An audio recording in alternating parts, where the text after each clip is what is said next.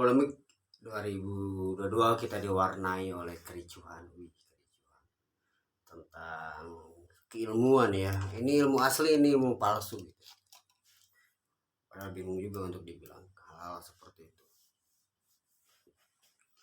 Sampai pesulap merah ini yang lagi rame. Pesulap merah dilaporkan oleh dukun Indonesia atas pernyataannya dua, kalau nggak dukun cabul ya nipu gitu ya.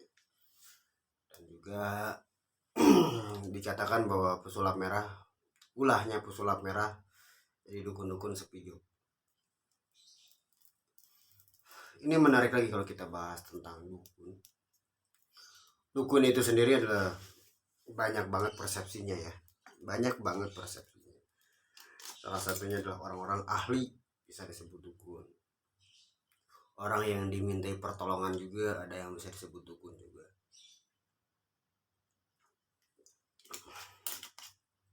Kalau kalian tidak percaya dengan hal-hal dulu ya tidak apa-apa. Ini kan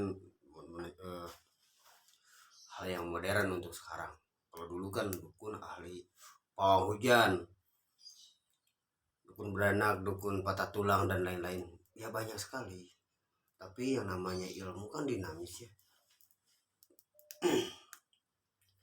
Yang namanya ilmu kan dinamis. Jadi tidak berarti ilmu dulu kita jadi tidak percaya, atau orang yang masih menekuni ilmu keilmuan yang dulu-dulu itu dianggap orang-orang yang bohong. Karena kalau kita berpikir ke hal-hal dulu ya, agama pun bukan agama yang modern loh ya. Agama itu adalah agama dulu udah ada, Islam, Hindu, Buddha, seperti itu, Kristen dan lain-lain lah. Itu udah ada sebelum kita lahir, udah ada. Kalau kita tidak percaya dengan ilmu yang dulu, kenapa kita percaya dengan kitab-kitab agama kita? Gitu kan? Kan harus ada pembuktian gitu kan. Ilmu kan harus ada pembuktian, penjelasannya, pembuktiannya apa. Ya coba aja dalam kitab-kitab pembuktiannya apa. Kalau kita hanya menuntut empiris dan empiris. Gitu kan. Laut dibelah, kita aja nggak tahu lautnya dibelah. Kita belajar tentang kisah-kisah nabi-nabi, Nabi Adam, mana buktinya? Kalau secara empiris, pemikiran logika nggak nyampe, gitu kan? Ya nyampe. Diciptakannya Adam kita nggak tahu, kita kan hanya baca. Sama dengan keilmuan sebelum agama-agama yang mungkin sekarang kita anut, Nusantara udah punya beberapa keyakinan. Menurut saya agama adalah sebuah keyakinan pegangan atau agama, gitu ya. Contohnya di dalam sebuah cerita lah ya tentang Sesu Bakir dengan Sabda Palon. Buktinya apa? Kalau kita berpikir harus empiris, kita harus berpikir tentang logika. Kita berpikir dengan logika, ini kita berpikir dengan logika. Dalam kisahnya adalah Sesu Bakir bertarung dengan Sabda Palon berapa hari gitu ya di gunung di Jawa. Akhirnya Sabda Palon kalah dan lain-lain. Di situ kan cuma mereka berdua. Benar gak sih? Logikanya di situ cuma mereka berdua. Berarti siapa yang menceritakan ini? Saya tanya, siapa berarti yang menceritakan ini? Kan tidak ada saksi.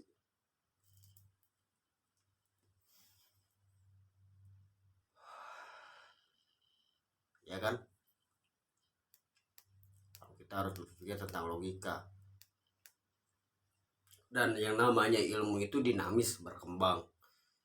Makanya kita tidak bisa menyalahkan. Salah satunya, kalau dulu mungkin, kalau sekarang kita udah ada penelitian dan lain-lain. Kalau dulu nggak semua kan. Saya pernah analogikan dengan kopi. Orang tua saya, nenek saya, yang saya udah tahu kalau minum kopi itu dilarang minum kopi malam, katanya biar nantinya susah tidur. Gitu ya. Minum kopi itu susah tidur. Coba tanya ke orang tua kita yang dulu. Ilmiahnya kopi apa? kenapa nggak bisa tidur, ada kafein, kafein itu apa, ilmiahnya apa, dan lain-lain. Nggak mungkin bisa jawab, karena itu sebuah keyakinan aja yang mereka ketahui seperti itu. Dan mungkin di era modern kita pengembangannya udah ada gitu ya. Kalau dulu lu dengan bacaan seperti ini, atau kita dengan bacaan seperti ini, seperti itu, akan reaksinya hal-hal dan lain-lain. Kalau sekarang kan dibuka lagi, oh ini hipnosis, oh ini tekniknya ini. Jadi bukan membongkar, sebenarnya tugas kita itu bukan membongkar. Ketika penipuan-penipuan yang emang berkedok, dukun-dukun yang berkedok penipuan, ya pantas kita bongkar sebenarnya, pantas kita bongkar. Nah, karena itu pun untuk membersihkan nama dukun itu sendiri dari oknum-oknum buka aura, 7 juta dan lain-lain. Tapi balik lagi, di saat kita membongkar, kita pun harus bisa meluruskan ya, meluruskan ilmu itu yang sebenarnya seperti apa sih gitu. Jangan katanya, kalau katanya kita masih bingung loh. Ilmu yang kebal itu nggak ada, cuman ada tapi nggak diperlihatkan. Katanya, tetap aja selalu ada katanya. Jadi ilmu itu kalau benar-benar nyari ilmu yang pasti aja. Jadi yang emang kita bisa lakuin, ketika kita membuktikan, kita bisa melakukan. Bukan melakukan apa yang, bukan cuma melakukan apa yang oknum itu lakukan, tapi harus bisa melakukan apa yang sebenarnya gitu ya. Contoh, ketika kita membongkar botol meledak gitu sih, desi jin botol meledak, kita bongkar ini pakai alat ini alat itu, kita pun harus bisa membuktikan yang aslinya kayak gini loh gitu. Jangan katanya lagi, bingung kalau katanya lagi ya, karena persepsi masyarakat Indonesia, saya bukan bela dukun ya, persepsi masalah masyarakat Indonesia itu sebenarnya tidak mengenal oknum, beneran ya. Di ini gini aja, yang gampangnya, ketika mohon maaf banget aku bawa sebuah nama instansi ya, kita ditilang gitu ya, ditilang dengan oknum ya, oknum polisi, oknum polisi kita tilang, oknum polisi bayar sama dan lain-lain. Kita tidak bilang oknum, tetap aja yang kenanya instansi. Mungkin itu yang dimaksud dengan dukun-dukun ya. Tapi saya pun tidak setuju ketika dukun-dukun melaporkan Marcel dengan alasan menjelekan atau dan lain-lain ya. Akhirnya ada statement bahwa spiritual akan turun gunung untuk karena marah karena kelakuan Marcel atau si pesulap merah. Buat saya lucu sekali, karena spiritual ini adalah kedekatan mereka dengan Tuhannya, jalannya. Jadi tidak mungkin ngurusin pesulap merah. Dan apa yang akan membuat mereka marah? Sedangkan spiritual ini sendiri bukan pengakuan. Jadi kalau marah berarti mereka mengakui dong kalau mereka adalah orang-orang spiritual, adalah orang-orang yang paling dekat dengan Tuhan. Dukun itu sendiri, kalau kita ngomongin dukun adalah raja-raja prihatin. Jadi mereka tidak memperkaya dirinya. Benar sekali ketika dibilang job dukun sepi, kenapa tidak semar mesem yang ratusan ribu yang pernah saya bongkar, semar mesem harga sekian dengan dukun dijual sekian. Kenapa tidak kau bikin tuh semar mesemnya dipakai sendiri? Bisa nggak? Buka aura 7 juta, bisa nggak buka aura untuk sendiri, untuk kerejekian sendiri? Itulah yang disebut oknum. Jadi kita pun sebagai masyarakat Indonesia,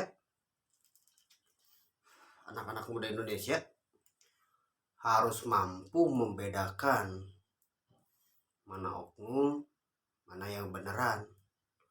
Dan kita tidak bisa mengkambing hitamkan semua. Ingat loh ya, yang disebut sama Marcel itu adalah dukun-dukun yang berkedok agama. Bukan dukun, tapi yang berkedok agama. Kenapa? Karena dukun sendiri sebenarnya bertentangan, dalam artian tidak bisa dimasukkan dalam sebuah keyakinan. Sorry, untuk sekarang muslim berbeda, seperti air dan minyak. Jadi jangan dijadikan ayat untuk menjual, kan gitu yang disebutnya. Ya, mudah-mudahan di sini menjadi ada hikmahnya. Terus menjadi teman-teman di sini. Jangan pernah berhenti untuk menggali sebuah keilmuan Nusantara. Ya, jangan malu kok. Jangan menganggap bahwa ilmu itu tidak ada. Selalu ada kok. Tinggal kita belajar aja untuk membukanya.